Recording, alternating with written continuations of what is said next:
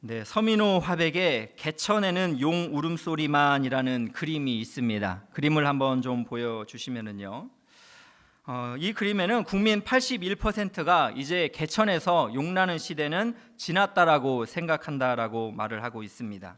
그리고 그 개천에는 이제 용의 울음소리만 있다라는 이야기인데요. 그런데 여러분, 이 용의 울음소리가 좀 슬퍼요. 제가 한번 읽어드릴게요.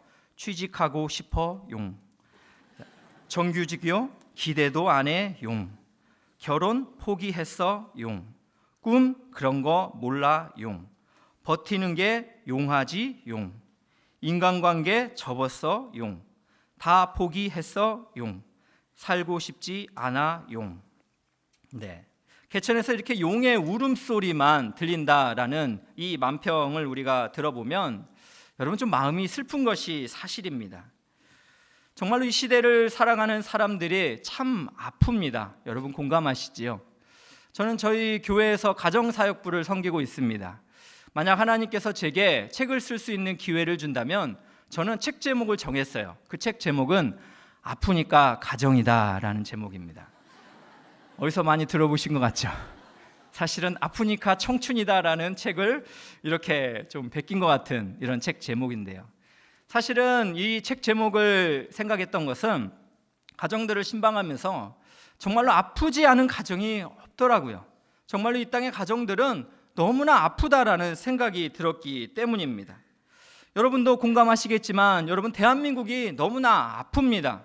우리 청소년들, 여러분 시험에 대한 중압감 때문에 감옥 같은 생활들을 하고 있다고 느끼고 있습니다. 여러분 중년들은 어떻습니까? 열심히 회사에서 일을 다하지만 시간이 지날수록 언제 회사를 그만둘지 모른다는 불안감 속에서 살아가지 않습니까? 여러분 중년에 그렇게 남편만이 아니라 여러분 집사님들도 정말 요즘 아프더라고요. 제가 최근에 어떤 성도님을 만났더니 그 성도님이 너무나 외롭대요. 남편은 이렇게 정말로 직장에 가서 밤늦게 새벽에 들어오고 또 아이는 또 자기와 함께하지 않고 너무나 하루 종일 외로워서 이분이 표현이 뭐라 하냐면 심지어는 목사님 택배 기사가 오는 게 반가웠어요 라고 이렇게 이야기를 했어요. 얼마나 이분이 외로웠으면 택배 기사가 오는 것이 반가웠을까요? 여러분 정말로 이 시대가 너무나 아픔을 가지고 살아갑니다. 노인들은 어떻습니까? 생활고와 외로움에 시달리면서 여러분 하루하루 정말 살아가는 것이 죽지 못해 사는 심정으로 사는 그런 노인들도 있지 않습니까? 어린아이부터 노인까지 인생이 감옥같이 느껴지는 우리 대한민국의 현실입니다. 그러다 보니 우리 크리스찬들도 어떻습니까? 우리도 불안함, 무기력, 패배감, 냉소주의, 심지어 우울증과 공황장애에 빠져서 여러분 하루하루 힘든 인생을 살고 있지는 않습니까? 이러다 보니까 여러분 우리 크리스찬의 이마에도 인상이 찌푸려지는 것이 사실입니다. 여러분 3월은 새 학기가 시작됩니다. 이제 모든 것이 새롭게 시작이 되는데 여러분의 마음은 기대감이 있습니까? 아니면 불안함과 두려움 속에 있습니까? 오늘 우리는 여호수아 14장에서 원대한 꿈을 가지고 담대한 실천을 했던 85세의 노장 갈렙을 만나보기를 원합니다. 그리고 우리는 그를 통해서 정말로 이 땅의 믿음의 용장들이 어떠한 태도를 가지고 살아가야 되는지를 우리의 삶에 적용해 볼 수 있기를 원합니다. 저는 믿음의 용장 갈렙에게서 배울 수 있는 오늘 말씀에서 두 가지를 찾아봤는데 그 첫 번째는 현실에 매몰되기보다는 하나님의 꿈을 향해 담대히 도전해야 한다라는 사실입니다. 여호수아 14장은 두 부분으로 나눌 수가 있습니다. 먼저 1절에서 5절까지의 말씀은 이스라엘 자손이 가나안 땅에서 받은 요단 서편 땅을 분배하는 과정이 나옵니다. 이것도 여호와의 말씀을 따라서 모세가 이야기한 대로 그 땅을 분배하고 있는 내용이 나오고 있습니다. 그리고 오늘 말씀 6절에서 15절까지는 헤브론 땅이 갈렙의 기업이 되는 내용이 나오고 있습니다. 그러나 오늘 우리가 읽지는 않았지만 여호수아 14장 6절에서 8절까지의 내용을 먼저 살펴보면 내용은 이렇습니다. 이스라엘 백성들이 출애굽하여서 가데스 바네아에 정착했을 때의 일입니다. 그들은 12명의 정탐꾼을 가나안 땅에 보냈습니다. 그리고 우리도 익히 알고 있듯이 그 중에 10명의 정탐꾼은 메뚜기 콤플렉스에 빠져서 그들은 거인이고 우리는 우리가 보기에도 스스로 메뚜기 같다라고 이야기하면서 가나안 땅은 정복 불가능하다라고 이렇게 이야기를 했습니다. 그리고 2명은 어떻게 했습니까? 즉 여호수아와 갈렙은 바로 가나안 땅은 하나님이 우리에게 주신 땅이고 그들은 우리의 밥이고 먹이다라고 이렇게 이야기하면서 우리가 그 땅을 정복하자라고 이야기를 했습니다. 그 결과는 어떻게 됐습니까? 10명의 정탐꾼이 그렇게 가나안 땅을 악평했을 때 하나님께서 그들의 말을 하나님의 귀에 들린 대로 행하리라라고 말씀하시면서 당시 출애굽의 1세대는 모두가 가나안 땅에 들어가지 못하고 오직 믿음의 눈으로 바라봤던 여호수아와 갈렙만이 가나안 땅에 들어갈 수 있는 은혜를 누리게 되지 않았습니까? 이제 시간이 지났습니다. 이 시간이 많이 지나서 정말로 갈렙의 지금의 나이는 85세가 되었고 지금으로부터 45년 전, 즉 가나안 땅을 정탐했던 40세 때에 그의 일을 갈렙은 기억했습니다. 그런데 여러분, 갈렙을 생각해 보세요. 갈렙은 참 많은 특권을 가지고 있었습니다. 그리고 어떤 특권이 있었는지 오늘 9절 말씀을 보면 이렇습니다. 그날에 모세가 맹세하여 이르되 내가 내 하나님 여호와께 충성하였은즉 내 발로 밟는 땅은 영원히 너와 내 자손의 기업이 되리라 하였나이다 라는 말씀입니다. 즉 갈렙은 하나님께서 모세에게 말씀을 주신 대로 갈렙 네가 밟는 모든 땅은 바로 너와 너의 자손의 기업이 될 것이다 라는 이 약속을 기억했던 것입니다. 그런데 여러분 갈렙의 그 특권을 한번 생각을 해보십시오. 자기와 동기였던 여호수아는 이제 이스라엘의 지도자가 되었습니다. 그리고 갈렙은 이제 출애굽의 1세대로 유일하게 여호수아와 함께 가나안 땅에 들어왔기 때문에 그는 기득권을 가지고 있었어요. 그래서 요단 서평을 이렇게 차지할 때 그는 얼마든지 자기의 기득권을 내세워서 그 땅을 차지할 수 있었을 것입니다. 그러나 갈렙은 그 땅에 대한 관심보다도 오히려 하나님이 가나안에게 주셨는데도 불구하고 정복되지 않은 땅, 바로 헤브론이라는 땅을 그는 생각했습니다. 여러분, 헤브론 땅이 어떤 곳인가요? 그곳은 예루살렘 남서쪽에 약 30km 지점에 있는 땅입니다. 해발 927m의 높은 곳에 위치해 있습니다. 크고 견고한 성이고 그곳에는 아낙 자손이 있는 곳이었습니다. 여러분, 생각을 해보면 갈렙은 그의 나이 85세, 이제 평안히 안락한 삶을 누릴 수도 있었겠지만 그는 하나님의 약속을 기억했습니다. 그리고 하나님이 주신 말씀대로 헤브론 저 땅도 우리의 땅인데 그 땅을 우리가 차지하지 못한 것에 대한, 즉 하나님의 땅 뜻을 이루지 못한 것에 대한 굉장한 안타까움을 가지고 있었습니다. 그래서 그런 오늘 말씀 10절 11절에 이렇게 여호수아에게 말합니다. 이제 보소서, 여호와께서 이 말씀을 모세에게 이르신 때로부터 이스라엘이 광야에서 방황한 이 45년 동안을 여호와께서 말씀하신 대로 나를 생존하게 하셨나이다. 오늘 내가 85세로 돼 모세가 나를 보내던 날과 같이 오늘 또 내가 여전히 강건하니 내 힘이 그때나 지금이나 같아서 싸움에나 출입에 감당할 수 있으니라고 말씀을 하고 있습니다. 여러분, 우리가 생각을 해볼까요? 갈렙의 헤브론 땅을 점령하는 것은 목숨을 거는 일이었습니다. 죽을지도 모르는 전쟁을 해야 되는 일이었습니다. 승산이 별로 보이지 않는 싸움을 그는 선택해야 했던 것입니다. 왜 그가 그렇게 그 땅을 차지하기를 원했을까요? 갈렙에게는 울분이 있었기 때문에 그래요.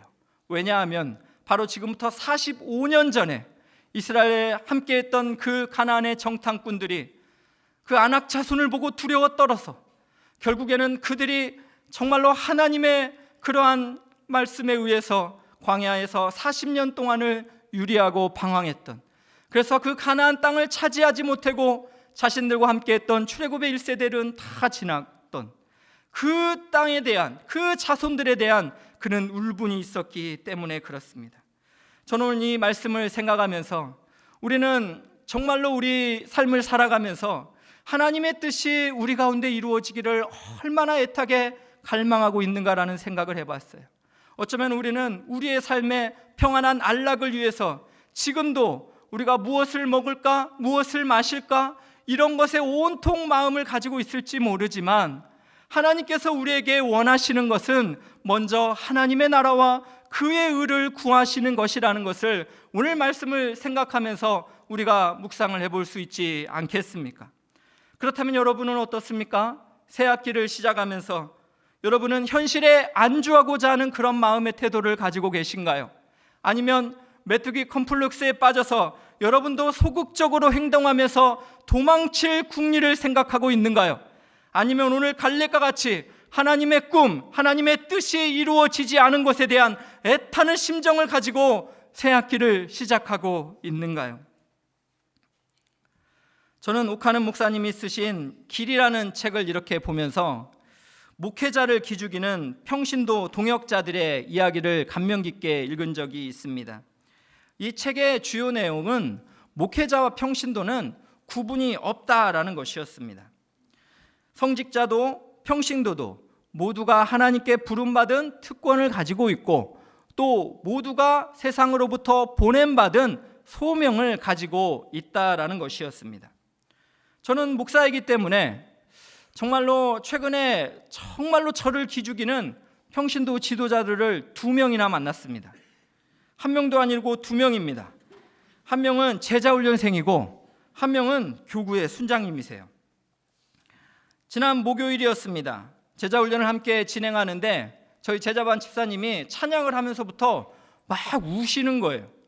그래서 저는 생각했어요. 이분이 정말 힘든 일이 있나 보다. 이렇게 우시는 거 보니까 아들만 둘 있다던데 아들이 사춘기라 힘들게 했나? 남편분이 정말 괴롭혔나? 막 이런 생각을 저는 많이 했어요. 그런데 계속해서 말씀을 읽고 또 특별히 이번에 말씀은 뭐였냐면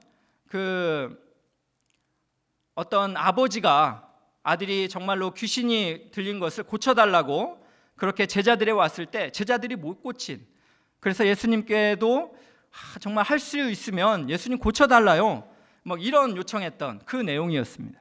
그 말씀에서 믿음이 없는 세대여 내가 어느 때까지 너희를 참으리요. 예수님께서 또 이런 말씀하시죠. 할 수 있거든이 무슨 말이냐, 믿는 자에게 능치 못할 일이 없느니라. 이런 말씀을 진지하게 다뤘어요. 그랬더니 제자반 훈련생 성도님이 계속 우시는 거예요. 나중에 다 이제 모임이 끝날 때쯤 집사님 정말 지난주에 정말 힘들었나 봐요. 왜 우셨어요? 라고 물어보니까 이 집사님이 이렇게 말씀을 하는 거예요. 본인은 전도폭발 훈련을 5단계까지 이렇게 수료를 했대요. 그리고 이제 제자 훈련을 통해서 믿음이 정말 성장하기를 원해서 이렇게 와서 하나님의 말씀을 묵상하고 은혜를 누려서 너무 좋은데 자기가 전폭을 하면서 영혼을 사랑하고 그 영혼을 하나님 앞에 세우기 위하여서 애타는 눈물을 가지고 기도했던 그 마음이 지금 자신에게 없는 것이 너무나 괴로웠다라는 거예요. 그래서 하나님 앞에 찬송을 드리는데 하나님 내가 이렇게 살아도 됩니까? 하나님께 너무나 죄송해서 정말로 하염없이 눈물이 나왔다라고 이렇게 이야기를 했습니다. 저는 이야기를 들으면서 정말 부끄러웠어요. 하루하루를 살아가면서 정말로 하나님께서 정말 이 땅 가운데 원하시는 그 꿈과 그 뜻을 우리가 알고 있는데 정말로 영혼 사랑에 대한 그런 마음이 내 안에 없고 또 나는 거기에 대한 무감각한 생각을 가지고 하나님 앞에 나아가는데 정말 훈련생인 이 성도님께서는 하나님께 너무나 죄송해서 그 마음 때문에 아파하며 눈물을 흘렸다라는 것입니다. 여러분, 디모데전서 2장에 이런 말씀이 있습니다. 하나님은 모든 사람이 구원을 받으며 진리를 아는 데 이르기를 원하시느니라 라는 말씀이 있습니다. 하나님은 모든 사람이 구원을 얻으며 진리를 알기를 원하십니다. 이 하나님의 꿈과 하나님의 뜻이 있는데 이 땅을 살아가면서 정말로 편안한 나의 안락을 위하여서 그리고 하나님을 대하면서도 어떤 양심의 가책을 갖지 않는 내 자신의 부족함 때문에 얼마나 부끄러웠는지 모르겠습니다.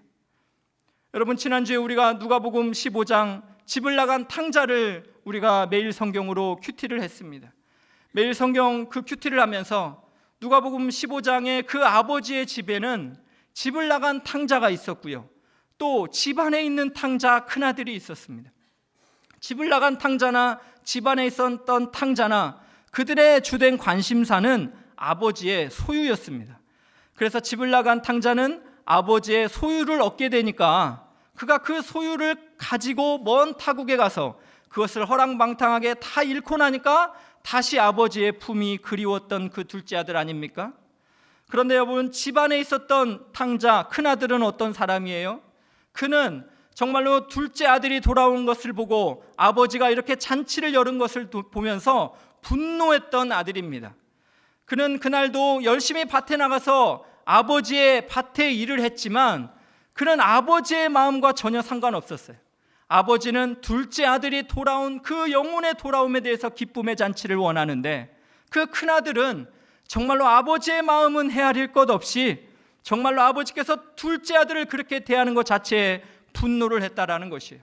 저는 이 말씀을 묵상하면서 여전히 교회 안에서 주님의 일을 다 행하지만 살아계신 하나님의 진정한 영혼을 향한 마음에 그 안타까운 심령은 없이 그렇게 살아가고 있는 모습이 나의 모습은 아닌가라는 생각이 참 많이 들었습니다.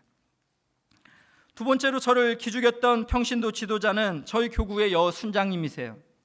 우리 순장님은요, 작년 1년 동안에 정말로 안타까운 죽음을, 그것도 사랑하는 가까이 있는 사람의 죽음을 3명이나 경험을 했습니다. 첫 번째는요, 자기의 친언니였어요.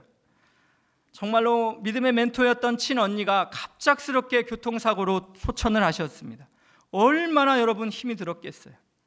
두 번째는 사랑하시는 시아버님이셨습니다. 그 시아버님께서 정말로 얼마나 딸처럼 여기며 그렇게 가까이 지냈는데요, 그 시아버지를 또 보냈어요.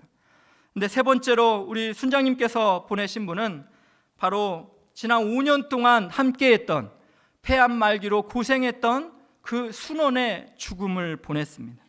그런데 저는 이 순장님의 고백 속에서 굉장히 충격을 받았어요. 그것은 무엇이냐 하면은 바로 친언니와 또 사랑하는 아버님을 보낼 때에는 정말로 가슴이 아팠었다라고 이야기를 해요. 그런데요, 그는 이렇게 고백을 했어요. 목사님, 사랑하는 순원을 보낼 때는 자식을 잃은 것 같아서 정말로 어떻게 할 수 없어서 괴로워 그렇게 시간을 보냈다라고 이야기를 했어요. 이 순장님에게 가진 주님이 주신 그 영원 사랑의 마음이 불탔기 때문에 사랑하는 가족들을 보내면서도 그렇게 마음이 아팠지만 그게 아프지 않았던 것이 아니에요. 그러나 정말로 그렇게 피가 섞이지는 않았지만 예수님의 사랑 가운데 만난 순원이 그렇게 죽음을 당했을 때 마치 자식을 잃은 것 같이 통곡하면서 울었다라는 그런 이야기를 했어요. 사랑하는 성도 여러분, 새 학기를 시작하면서 이 가운데 순장님들 있을 것입니다. 또 이 가운데 훈련생들도 있을 것이고 성도님들이 있을 것입니다. 여러분이 새 학기를 시작하면서 이렇게 갈렙이 품었던 헤브론과 같은 여러분이 꿈꿔야 되는 그 꿈은 무엇입니까? 무엇이 두려워서 여러분 그 꿈을 포기하고 계십니까?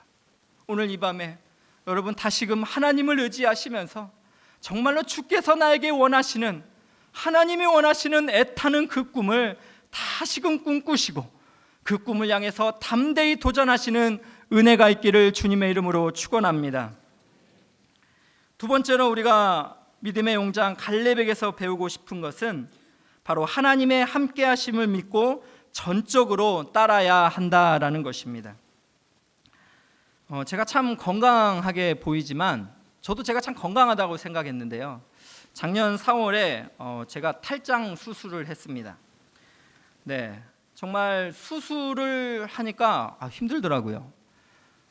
분당에 있는 어느 병원에 항상 제가 신방자로 갔는데 이제는 환자가 되어서 신방을 받으려 하니까요, 기분도 이렇게 묘하고요.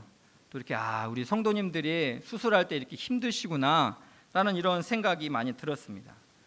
수술하는 그 새벽이 되었는데요, 좀 창피하지만 두렵더라고요. 두려움이 막 몰려서 오늘 내가 마취가 돼서 혹시 안 깨면 어떻게 하지? 막 이런 쓸데없는 생각도 막 들더라고요. 마침 저를 이렇게 간호해 주셨던 우리 한 목사님이 계셨습니다. 결국 그 새벽에 수술실을 이렇게 딱 들어가는데 결국 헤어져야 되잖아요. 목사님이 딱 제게 손을 잡으며 한마디 했어요.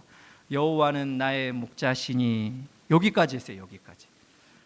목사님이 그 다음을 몰랐을까? 여기까지만 하고 딱 가셨어요. 저는 그래도 목사니까요. 네, 시편 23편을 외우니까 여호와는 나의 목자시니 내게 부족함이 없으리로다. 내가 사망의 음침한 골짜기로 다닐지라도 해를 두려워하지 않을 것은 주께서 나와 함께 하심이라 하면서 이 말씀을 계속 암송을 하고 있었습니다. 근데 여러분, 마취가 들어가기 전에 제 옆에 어떤 여성분이 계셨는데 막 너무나 슬피 우시는 거예요. 너무나 정말 수술을 기다리면서 두려웠던 것 같아요. 막 너무 슬피 우셔서 제가 정말 커튼 걷고 막 뭔가 말이라도 정말 걸고 싶은, 근데 설마 그럴 수는 없잖아요. 지금 옷도 이렇게 다 벗고 막 이러고 있는데 정말 마음속에 기도를 했어요. 하나님, 정말 저 성도님도 하나님 만나게 해주시고 주님의 위로하심 경험하게 해달라고. 정말로 그러면서 한 가지 마음속에 든 것은 나에게 보호자가 있다는 것이 얼마나 이렇게 위로가 되고 힘이 되는가라는 생각이 참 많이 들었습니다. 여러분, 오늘 본문에서 만나는 갈렙은 정말로 우리에게 보호자가 있다라는 것을 그는 분명히 알았습니다. 그리고 그 하나님이 자신과 함께 하시는 것이 얼마나 인생을 살아가면서 큰 힘이 되는지를 그는 분명히 깨달았습니다. 그래서 여러분, 오늘 말씀을 잘 보면요, 갈렙이 헤브론 산지를 정복하지 못할 이유가 정복할 이유보다 더 많아요. 갈렙이 헤브론 산지를 정복하지 못할 이유가 더 많습니다. 제가 이렇게 간추려 보니까 한 3가지 되겠더라고요. 헤브론 산지는요, 정말로 해발 927m의 높은 곳이고 그들의 성읍들은 크고 견고합니다. 그리고 두 번째 정복하지 못할 이유는 아낙 자손이 있어요. 여기서 아낙이라는 말은요, 목이 길다라는 의미를 가지고 있습니다. 그래서 아낙 자손 하면 거인들을 의미하는 것이고요, 이들은 바로 네피림의 후손들입니다. 그래서 여러분 우리가 골리앗을 기억하죠. 골리앗이 바로 이 아낙 자손의 후손들인데 키가 2m 70 정도 되었다라고 그러잖아요. 그래서 골리앗 혼자 와서 이스라엘에 나랑 싸우자라고 이렇게 사무엘상에게 말할 때 이스라엘에 아무도 나가지 못하고 벌벌 떨었던 것을 기억하면 그 아낙 자손이 헤브론에 그렇게 가득하다면 이 위협이 얼마나 컸겠습니까? 또 3번째로 갈렙이 정복할 수 없는 이유는 그의 많은 나이입니다. 85세입니다. 그의 힘이 40세 때와 같이 강건하다고 말은 하지만 결국 그가 영향력도 가지고 지혜도 가지고 있지만 여러분, 결국 그도 85세의 노인이다라는 것을 우리가 피할 수는 없을 것입니다. 이처럼 여러분, 갈렙이 헤브론을 정복하지 못할 이유는 많이 있었어요. 그러나 단 한 가지 이유 때문에 갈렙은 헤브론을 정복하겠다라고 도전하는 것입니다. 그게 오늘 말씀 12절인데요. 우리 같이 한번 힘있게 읽겠습니다. 시작. 그날에 여호와께서 말씀하시 지금 내게 주소서. 당신도 그날에 들으셨거니와 그곳에는 아낙 사람이 있고 그 성읍들은 크고 견고할지라도 여호와께서 나와 함께 하시면 내가 여호와께서 말씀하신 대로 그들을 쫓아내리이다 하니. 그렇습니다. 갈렙은 승리의 근거를 자신에게서 찾지 아니하고 함께 하시는 하나님에게서 찾았습니다. 능력의 힘이 큰 것이 자신에게 있지 아니하고 전능하신 하나님에게 있다라는 것을 그는 신뢰했습니다. 그래서 그는 하나님이 우리와 함께 하시면 헤브론 산지를 능히 취할 수 있다라는 그런 확실한 믿음을 가졌습니다. 그리고 그는 하나님을 신뢰했을 뿐만 아니라 전적으로 하나님을 따랐다라는 것을 오늘 말씀을 통해서 볼 수 있습니다. 오늘 말씀 14절을 볼까요? 헤브론이 그니스 사람 여분네 아들 갈렙의 기업이 되어 오늘까지 이르렀으니 이는 그가 이스라엘의 하나님 여호와를 온전히 좇았음이라 라고 말씀하고 있습니다. 또 민수기 14장 24절을 보세요. 오직 내 종 갈렙은 그 마음이 그들과 달라서 나를 온전히 좇았은즉 이라고 말씀을 하고 있습니다. 두 구절 모두가 갈렙이 하나님을 온전히 좇았다라고 말씀하고 있는 것입니다. 여기서 온전이라는 말은 충만하다, 가득하다라는 말씀이에요. 즉 하나님이 보시기에 갈렙은 하나님이 만족하실 정도로 충만하게 하나님께 순종하며 하나님의 뜻을 따랐다라는 것을 말씀해 주고 있는 것입니다. 그래서 여러분, 현대인의 성경에서는 오늘 14절을 이렇게 표현했습니다. 그때부터 오늘까지 헤브론은 그니스 사람 여분네 아들 갈렙의 소유가 되었다. 이것은 그가 이스라엘의 하나님 여호와를 전적으로 따랐기 때문이다 라고 이렇게 말씀하고 있습니다. 최병락 목사님의 부족함, 은혜를 담는 그릇이라는 책을 보면 자동차가 모래 사막에 빠졌을 때 어떻게 나올 수 있는가라는 이런 질문을 하게 됩니다. 즉 자동차 바퀴가요, 모래 웅덩이에 빠졌을 때 어떻게 나올 수 있는가라는 이런 질문을 해요. 여러분 한번 생각해 보세요. 첫 번째는요, 지렛대를 이용해서 나온다라는 것이에요. 또 두 번째는요, 엑셀을 힘껏 밟아서 빠져나온다. 그리고 세 번째는요, 타이어에 남아있는 공기를 빼는 것이다 라고 이렇게 질문을 합니다. 여러분 몇 번 같으세요? 3번이요? 네, 잘 찍는 학생들이 계신 것 같아요. 네, 3번이라고 이야기를 합니다. 즉 그가 지렛대를 이용해 보려고 해도 딱딱하지 않은 모래 바닥이기 때문에 아무런 힘이 되어주지 못한다라는 것이에요. 또 엑셀을 힘껏 밟아보지만 모래에 빠진 타이어는 헛돌뿐이다라는 것입니다. 그러나 여러분, 타이어에 남아있는 공기를 빼면 바로 땅과 마찰력이 생겨서 쉽게 빠져나올 수 있다라는 것입니다. 여러분, 우리는 타이어 속의 작은 공기가 오히려 더 큰 문제를 만들어내는 주범이라는 생각을 하지 못합니다. 다시 말해서 우리가 갖는 하나님 외의 작은 희망이 오히려 하나님을 향한 희망을 방해할 때가 있다라는 것이에요. 그래서 여러분, 열왕기상 18장을 보면 바로 엘리야가 바알의 선지자 450명과 아세라 선지자 400명과의 즉 850대 1의 그러한 갈멜산에서의 전투가 나오고 있습니다.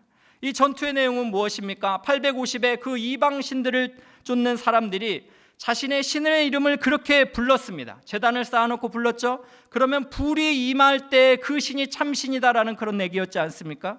그래서 그들이 열심히 불러봤지만 어떠한 흔적도 없었습니다.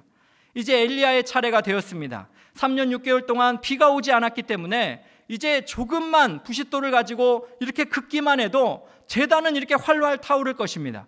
그런데요, 엘리야가 했던 방식은 너무나 우리가 이해할 수 없는 일을 합니다. 그는 12통이나 되는 물을 가지고 제단 위에 불어버립니다. 그리고 그 고랑에 물을 철철 넘치게 합니다.